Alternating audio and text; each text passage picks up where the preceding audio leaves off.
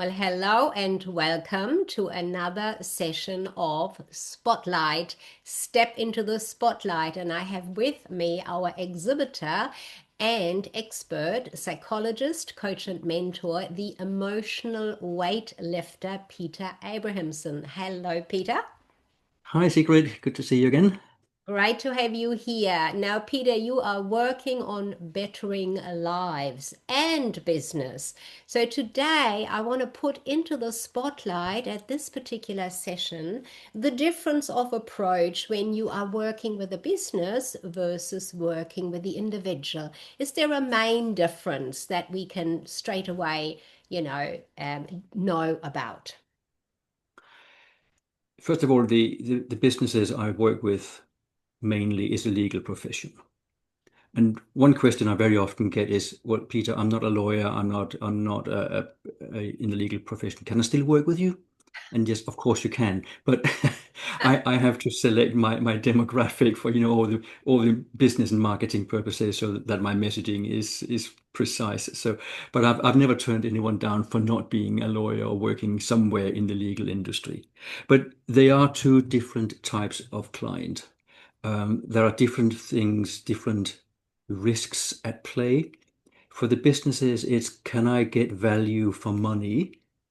For the individuals is can I get my life back? Mm, mm. So the questions are different and the questions that are not being asked are also different. So when I work with individuals, it's very rare that someone asks about my credentials and my experience. It's taken for granted. Yeah, You go to see your GP or you go to A&E. You don't ask if the doctor is qualified. You take that for granted. good point. But when I work with businesses, they want to understand how long have I done this? How do I think I know their business? And the answer is I don't, but you're going to tell me about it. And Mm. then I can look at it from a neutral corner. So there are different questions, and there are different questions that people don't ask. Everybody asks about money. Of course. But if we go to the more sort of frequently asked questions for individuals, I just ran through in my head what have people asked me for a good period of time. And I work with both men and and women. And last time I did a check, it's about 50-50. So this thing that men don't seek help is not true, certainly not in terms of who comes to see me. But I'm very often asked, am I a narcissist? Hmm. Do you do anger management? What's the matter with me? Can you fix me? Right. And it all comes from a point of fear, a point of anxiety, which is exactly the same point in business because they're afraid of the bottom line and looking stupid towards everybody else and Mm. getting it in the neck from higher up or the shareholders or something. So everybody seems to be coming to me from a point of something is not working. Okay, I've never had a client just coming and telling me, my life is great and I just wanted to tell you. No. So there's something wrong. And people often think that it is themselves as a person who's faulty. So when they say, well, what's the matter with me? I do ask the counter question, well, what matters to you? And then there's often silence because these people who think that they are broken and need fixing have been trained and taught in words and action by people they love and people they thought they trusted that they're not worthy, that they don't matter. And therefore, they're kind souls who have put other people's needs in front of their own all the time, so they don't have an answer to the question. And that's where we need to then go. So my job, whether I work with individuals or with businesses, which is only a collection of individuals anyway, so that's human beings everywhere, Mm. is to ask the questions that other people don't ask. And I do seem to have a knack of looking in the opposite direction of where everybody else tends to look. And that is often where you find the answers. That, yes, they're not really hidden, they're just not seeing them themselves. But from 18 years as a supply chain consultant, actually fixing warehouses and factories, everybody focused and looked that way, and I physically did stand and turned around and looked in the opposite direction. Mm. And I saw things that others didn't. And again, me being me, I was more interested in people than in spreadsheets and in pallet loading and that sort of stuff. So I spoke to everyone from the most junior and the most disrespected to the highest up and the most difficult people on the planet to get their perspective. Yeah. Because, Yeah. go on.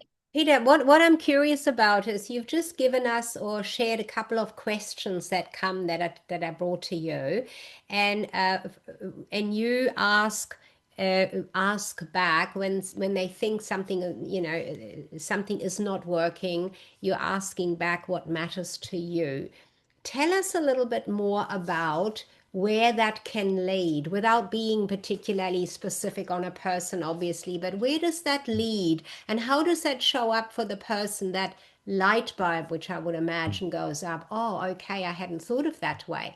What matters to you? I couldn't answer that right now off the cuff either. I'd have to think about that. So give me some insight And here. it is this thing when you ask a question and the client goes quiet, you know you have asked a good question. Right. And I say, well, if you can't answer that question just straight off the bat, that's perfectly all right, because it's not something we normally go and think about.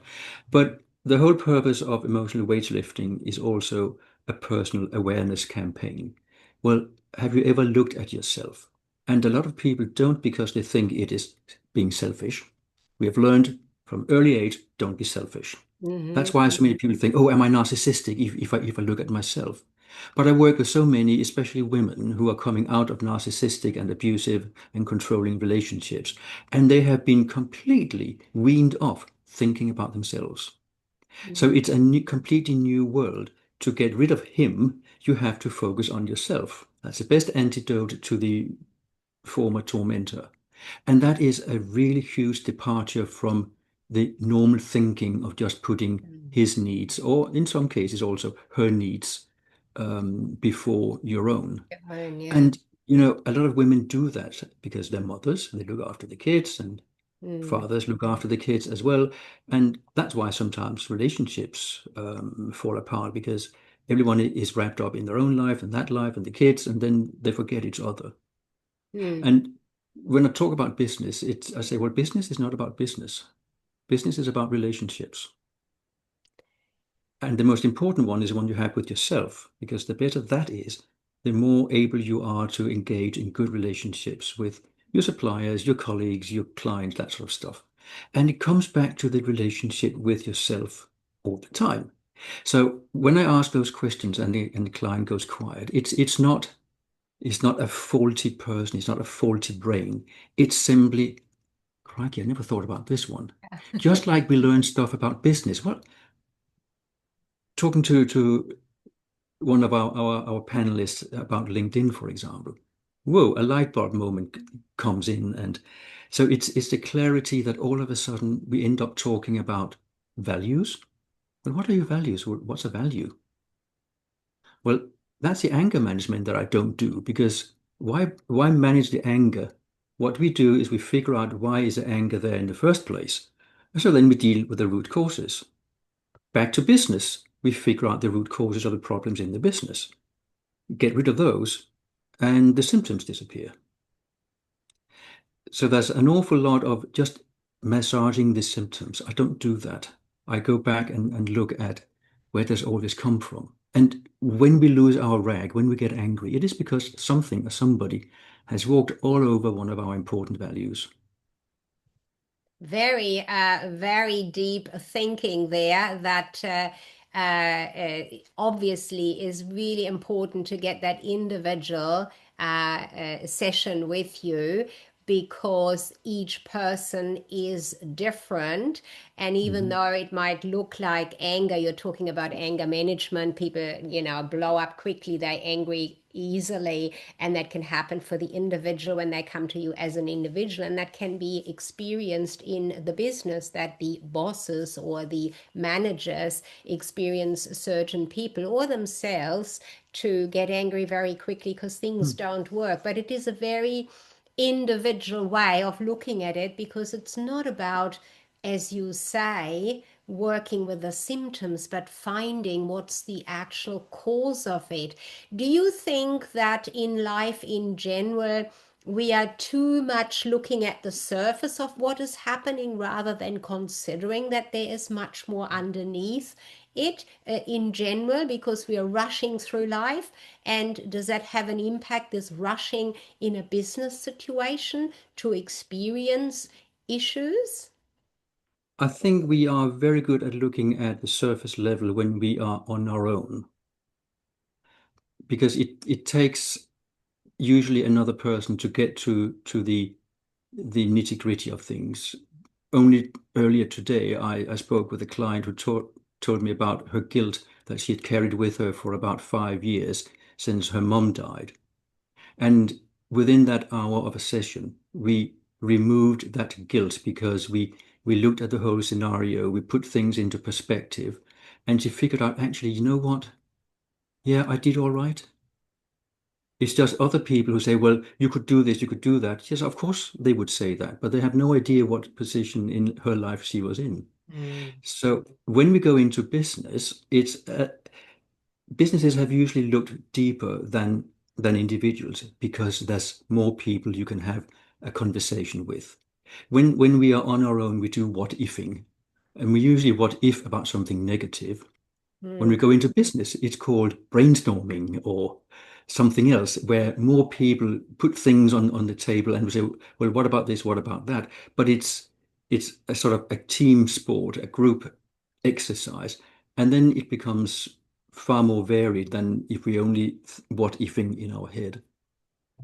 Don't know if that answered the question actually. Yeah, well, look, I'm just bringing it all together and coming back to the what I see at the moment as the foundation question, which is this question from an individual, what's the matter with me? But the question from the business as a whole, what's the matter in this business that it's not working? That would be how they look at it. Do they usually find or feel straight away that it has to do with the people when you are looking at a whole business? Or is it always straight away that they acknowledge it's the people that are working in the business that are not working or that there's something the matter with them?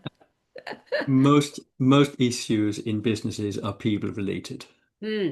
Is that I would. acknowledged by the business? Sorry to jump over the top there. It's acknowledged by a lot of people, but typically not by the client themselves, Right. because they look at the symptoms. The symptoms are the bottom line that doesn't look good, or the wage bill that's too high, or there's too much absenteeism. There's something in the operational side of things or sales that's not happening, that isn't working. And if operations are not working well, you can just crack the whip. It's a tried and tested method, and it works for a short time, but then it doesn't. And it's the forward-looking business owners and managers, they are very open to the fact that the engine of the business is their people. I mean, that it's a gold mine hiding in plain sight. Those who are more traditionally minded just think we should get rid of more because it's an expense. So it's very difficult to just answer that with a definitive answer, because again, it's down to the individual I speak with in the businesses and Hmm. the individuals. Because I've tried the situation where some are well in favor of having me around, and others are fighting me tooth and nail because they think there's nothing in it for them. So we have to go back to always what's in it for me, because Yeah. we are motivated by pleasure. Yeah, absolutely. So coming towards final couple of questions for you, Peter. I'm curious. You focus on working in the legal profession with the legal profession Mm, lawyers or law firms, but you also have clients from other backgrounds, other sure. professions, of course. Do you see a main or major difference between people from the legal profession versus not legal profession? Is there some main difference? No, there's still the same childhood issues, there's still the same relationship issues, the same abuse, the same control, the same family issues, problems, bereavement, stress, Mm. stress for different reasons. Um, but behind the fancy title lawyer is an ordinary human being living exactly the same life as the rest of us. And what they get from me is another human being talking to a human being. I think that's a really good point to finish off on this spotlight. You have spotlighted the importance of the human being, the individual, that we all have very similar, just showing different symptoms, but similar things going on behind the scenes that you certainly are working with an individual on. Thank you, Peter. That's been quite a spotlight Thank to you. explore in this session. Thank you. Always a pleasure. Thank you, Sigrid.